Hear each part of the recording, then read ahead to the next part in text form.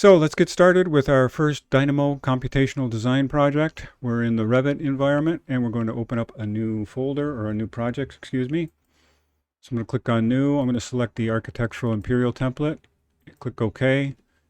I think Dynamo is available in just about any template, but that's the one we work with. I'm going to go to the Manage tab up on the top. That's where it will allow us to start up Dynamo, the visual programming tool. And that's over completely to the right. And so I'm going to click that. It'll take a second while that installs or boots up. And there's our start screen with Dynamo. It's taking over my full screen. It might be also with yours, but if you grab that top bar, you can drag down and you see that the Revit environment is still here. These two work in tandem with each other. And then just like within Revit, we can select a new file or open some pre-existing ones. In addition, there is a whole lot of support material over here, getting started, some video tutorials, some sample projects, anything to, a lot of things here to actually expand your learning. So hopefully though, this introduction will give you a pretty comprehensive overview to get started. And then these things can help expand your knowledge as you decide to get into this more. So I'm going to click on new, and right away we're into the new project environment of Dynamo. So what we have now is a 3D drawing screen. We're going to be able to bring our programming nodes in, and I'll show you that in a second. I just want to point your attention to the right hand side here where we have the we can select the background preview or the node preview. I'll show you how that works in a second. And then we can zoom in and zoom out and pan through the screen. These are just the navigation tools. Up here we have some controls about how we save our files, some things about how they display, and actually I'll touch on these as we need them. So now, unlike Revit, most of what we're doing is manipulating numbers here, and we want those obviously because we're designing architectural elements. Many times we want those to be geometry. So I'm going to show you how these nodes work. I'm going to start with the first simplest node, a point in space. I'm going to go to geometry and click on that, and that's going to open up all of these kind of other things like curves, lines, meshes, solids. And I'm going to go to points. I'm going to select that and then move in here to point specific. And the one I want to grab is the points by coordinate in the X, Y, and Z plane. And I'm going to select that, and right away a node pops up on the screen. And along with that, this display down here appears. We have the green and the red are the X and Y plane, and the blue is the Z plane. And we're indicating a single point here.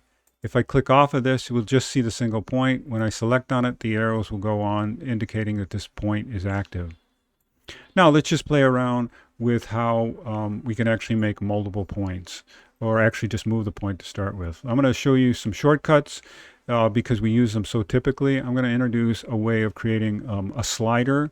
Let me just show you how that works. I'm going to right click on the screen, and I'm going to start to type in slider, and I want to select the number slider.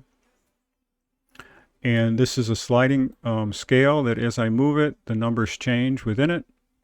And we have ways of changing the values within that, but I just want to show you in the first step. I'm going to drag out. I'm going to click on this and drag up and connect it to the X. And then I'm going to come over here and move that slider back and forth, and you'll notice that line, that point moving on the axis. And I can grab another wire out of that and actually connect it again. And now I can move on the diagonal because I'm moving in both the Y and the X at the same amount. So I'm moving in a diagonal fashion along that plane. We're not going to use this right now. I'm going to show you how you quickly unwire that. I'm just going to pull these wires off.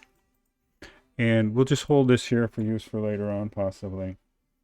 Now, the next thing we're going to do is start to make what is that array, the indications for where each one of our ceiling tiles that we want to make in our ceiling system.